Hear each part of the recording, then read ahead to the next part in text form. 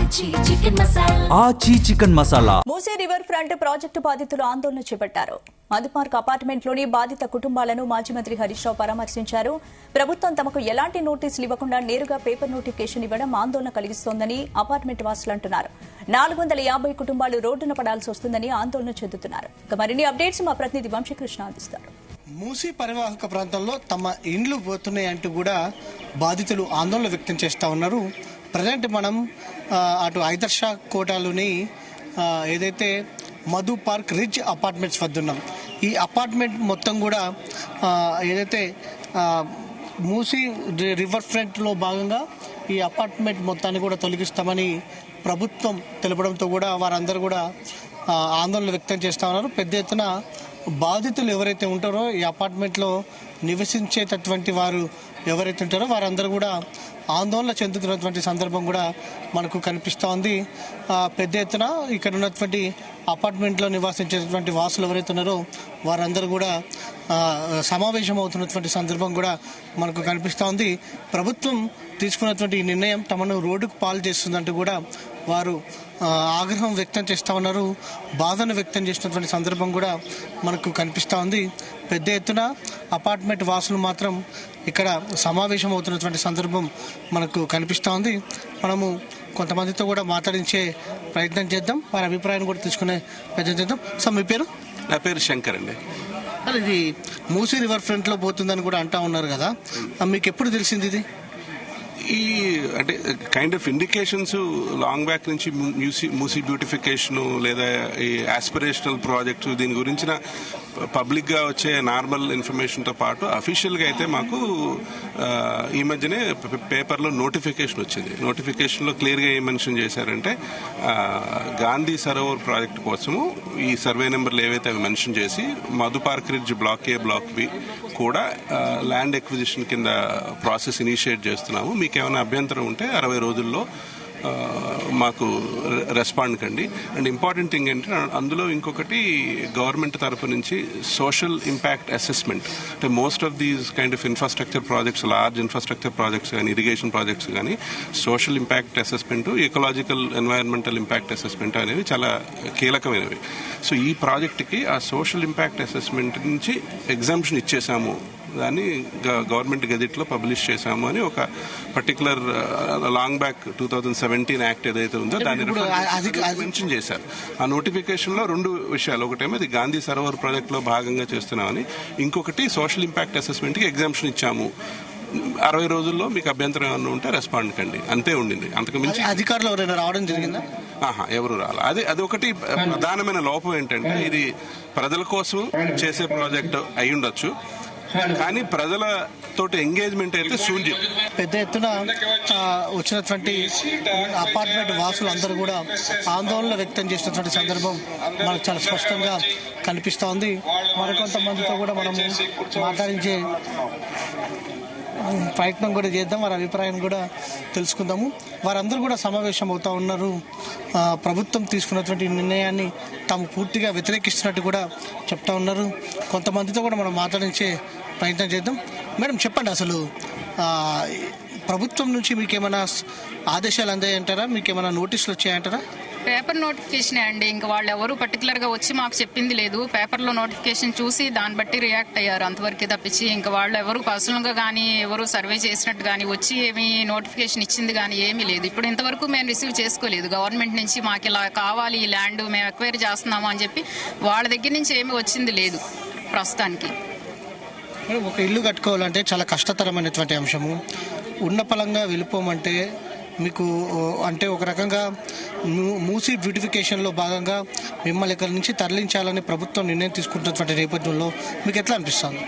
చాలా ఇదంతా ఏమి ఈజీ అంత కాదండి. ఇంతమందిని ఎక్కడి నుంచో తరలిచ్చేసి ఏదో చేస్తాను అంటే అది అసలు యాక్సెప్టబుల్ కాదు. ముందు ఇదైనా మా own land, own houses, life long అంత కష్టపడి ఒక ఇల్లు ఏర్పాటు చేసుకున్నాము. ఇక్కడికి వచ్చి తనేదో బ్యూటిఫికేషన్ చేస్తాము ఏదో అని దాన్ని నేను తీసుకుంటాను అంటే అది కరెక్ట్ అయింది కాదు. మేము యాక్సెప్ట్ చెయ్యము. మేము ఇంతమంది ఇంత గ్యాదర్ అయ్యి దాన్ని ప్రొటెస్ట్ చేస్తుంది, అందుకని అది పద్ధతి కాదు. ఆయన్ని వెనక్కి వెళ్ళమనండి, అంతవరకే తప్పించి మేము యాక్సెప్ట్ చేసి మేము ఇచ్చేది అయితే లేదు. మేడం మీరు చెప్పండి, మీరు ప్రభుత్వానికి ఏం చెప్పాలనుకుంటున్నారు? We have only one request to the Chief Minister because he is the whole soul. Please don't spoil our peace. We are having a peaceful environment in our apartment. It's a family for us. And they say haddi dalna nahi. Hindi mein bolta hai haddi mat dala. Hamara zindagi mein aage haddi mat dala. This is the only request from us. Let us live peacefully. If he wants to build, let him build. We are not against anything. Lots of land is there behind our apartment. After Dargah, more than double or triple of this area land is there. He can go there and he can do whatever. Please, why you has to have an eye on our property? So it's only request for the Chief Minister, please don't spoil our life. Okay, we have elected him. He has to take care of the citizen, not that he'll come and spoil our life. That's the only request from my side. ఇది తమ జీవితాలను పాడు చేయొద్దంటూ కూడా వారు ప్రభుత్వానికి విజ్ఞప్తి చేసినటువంటి సందర్భం కూడా మనకు కనిపిస్తుంది. ఏదైతే ఐతర్షకోట మధు పార్క్ రిచ్ వద్ద మాత్రం కొంత ఉద్వేగభరితమైనటువంటి వాతావరణం నెలకొన్నటువంటి సందర్భం మనకు కనిపిస్తోంది. ఉన్న పలంగా తమను వెళ్ళిపోమంటే ఎక్కడికి వెళ్తాము, ఒక్కొక్క రూపాయి కూడబెట్టుకొని తాము ఇల్లు కట్టుకున్నామంటూ కూడా వారు ఆందోళన వ్యక్తం చేసినటువంటి సందర్భం కూడా మనకు కనిపిస్తూ ఉంది. ఈ అపార్ట్మెంట్ పక్కనే అక్కడ వందల కొద్ది ఎకరాలు ఉంది. అక్కడ ఆక్రమించి ఏదైతే అక్కడ నుంచి తీసుకొని కన్స్ట్రక్షన్ చేసుకోండి అంటూ కూడా ఇక్కడ ఉన్నటువంటి అపార్ట్మెంట్ వాసులు చెబుతున్నటువంటి సందర్భం మనకు కనిపిస్తుంది. పెద్ద ఎత్తున అపార్ట్మెంట్ వాసులు మాత్రం సమావేశం అవుతున్నటువంటి సందర్భం మనకు చాలా స్పష్టంగా కనిపిస్తూ ఉంది. వారందరూ కూడా ఆగ్రహం వ్యక్తం చేసినటువంటి పరిస్థితి కూడా మనం చూస్తూ ఉన్నాము. గత కొద్ది రోజుల నుంచి కూడా పెద్ద ఎత్తున వారు ఆగ్రహం వ్యక్తం చేస్తున్న సందర్భం కూడా మనకు కనిపిస్తుంది. మనతో పాటు అపార్ట్మెంట్ వాసులు ఉన్నారు, వారితో చెప్పండి. ఇది చాలా అన్యాయం. గాంధీ సరోవర్ ప్రాజెక్టు మేము వ్యతిరేకం కాదు, కానీ గాంధీ సరోవర్ ప్రాజెక్ట్ పేరు చెప్పి ఉన్న గవర్నమెంట్లో వదిలిపెట్టి మమ్మల్ని డిస్టర్బ్ చేసి 5 అంతస్తుల బిల్డింగ్ పడగొడతారా? 15 సంవత్సరాల నుంచి ఉంటున్నాం ఇక్కడ, మేము 15 years నుంచి ఉంటున్నాం. 5 అంతస్తుల బిల్డింగ్ పడగొట్టేసి ఇక్కడ ఏం చేస్తారు?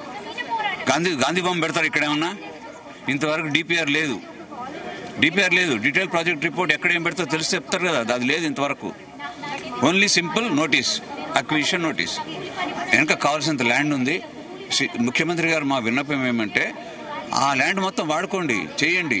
అంతేగాని అనవసరంగా ఉన్న ప్రశాంతంగా జీవిస్తున్న 450 కుటుంబాలు, 3000 మంది జనాభా ఉన్న దీంట్లో దయచేసి ఈ డిస్టర్బ్ చేయొద్దని చెప్పి మా అందరి తరఫున ఇంత చేస్తున్నాం. అరే 5 అంతస్తుల బిల్డింగ్ ఎట్లా పడగొడతారండి? వాళ్ళకి ఎట్లా, ఏ విధంగా దాన్ని how they will can do it?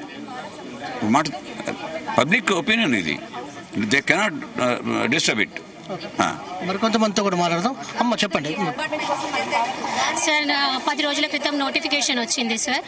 ఆ నోటిఫికేషన్కి మేము రియాక్ట్ అయ్యే లోపలే అది కూడా తప్పు, ఇది ఫేక్ న్యూస్ అని కొన్ని స్టేట్మెంట్స్ కూడా వస్తున్నాయి. నేను మీకు చూపించామంటే నేను చూపిస్తాను.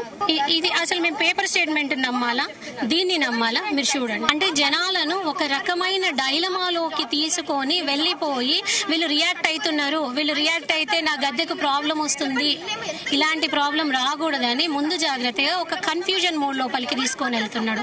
ఇది ఎంతవరకు కరెక్ట్ అండి? నువ్వు చెయ్యదలుచుకుంటే చాలా పనులు ఉన్నాయి. రోడ్ ఎక్కితే ప్రొద్దున ఒక పూట కామన్ మ్యాన్ లాగా వచ్చి నువ్వు రోడ్ ఎక్కి చూడు, ఎన్ని పనులు కనిపిస్తాయో నీకు చెయ్యడానికి. అవన్నీ వదిలిపెట్టి నీ కమర్షియల్ దందా కోసం ఇళ్ల మీద పడడము, బుల్డోజర్ బాబు లాగా బిహేవ్ చేయడము, ఇది ఎంతవరకు కరెక్ట్? మూసి పునర్జీవం ముఖ్యం కదా అని అంటుంది కదా గవర్నమెంట్. అవును సార్, మూసి ఎందుకు పునరుజ్జీవం కావాలి? మూసికి గతి పట్టించింది ఎవరు సార్? మనల్ని మనం క్వశ్చన్ వేసుకుంటే కాంగ్రెస్ గవర్నమెంటే కదా సార్. మేము పుట్టలేదు అప్పుడు, కానీ ఇది సిటీ అవుట్స్కట్స్ లోనే ఉంది. సిటీ అవుట్స్కట్స్ లో ఉన్న ఒక జీవనది ఈ రోజు చచ్చిపోయిన నదిలాగా కావాల్సిన పరిస్థితికి ఎవరు సార్ కావరణము? కాంగ్రెస్ గవర్నమెంటే కదా. అప్పుడు తెలీదా? మేము ఇప్పుడు ఇల్లు కట్టుకున్నాం కావచ్చు, కానీ అప్పుడైతే ఎవరు సార్ ఈ పరిస్థితిని తీసుకొచ్చింది? వాళ్ళే కదా. పునరుజ్జీవం చెయ్యండి, దాన్ని ఫస్ట్ స్టెప్ ఏందో అది చేయండి. లాస్ట్ స్టెప్ డైరెక్ట్ కి దూకుతా అంటే అది కరెక్ట్ కాదు సార్. బాలశిక్ష చదివందే నువ్వు డైరెక్ట్ జాబ్ కొడతావా? కొట్టావు కదా. ఇది మొత్తం మీద దాదాపుగా 450 కుటుంబాలు రోడ్డు మీదకి వస్తాయి. అంటే దాదాపుగా 3 నుంచి 4,000 మంది వరకు కూడా తమందరం రోడ్డు మీదకి రావాల్సి వస్తుందంటూ కూడా కుటుంబ సభ్యులు ఏదైతే ఈ అపార్ట్మెంట్ వాసులు ఆందోళన వ్యక్తం చేసినటువంటి పరిస్థితి కూడా మనకు కనిపిస్తా ఉంది. వీడియో జర్నలిస్ట్ కృష్ణతో వంశీకృష్ణ, జీ తెలుగు న్యూస్, హైదరాబాద్. మూసీ పరివాహక ప్రాంతంలో తమ ఇండ్లు పోతున్నాయంటూ కూడా బాధిత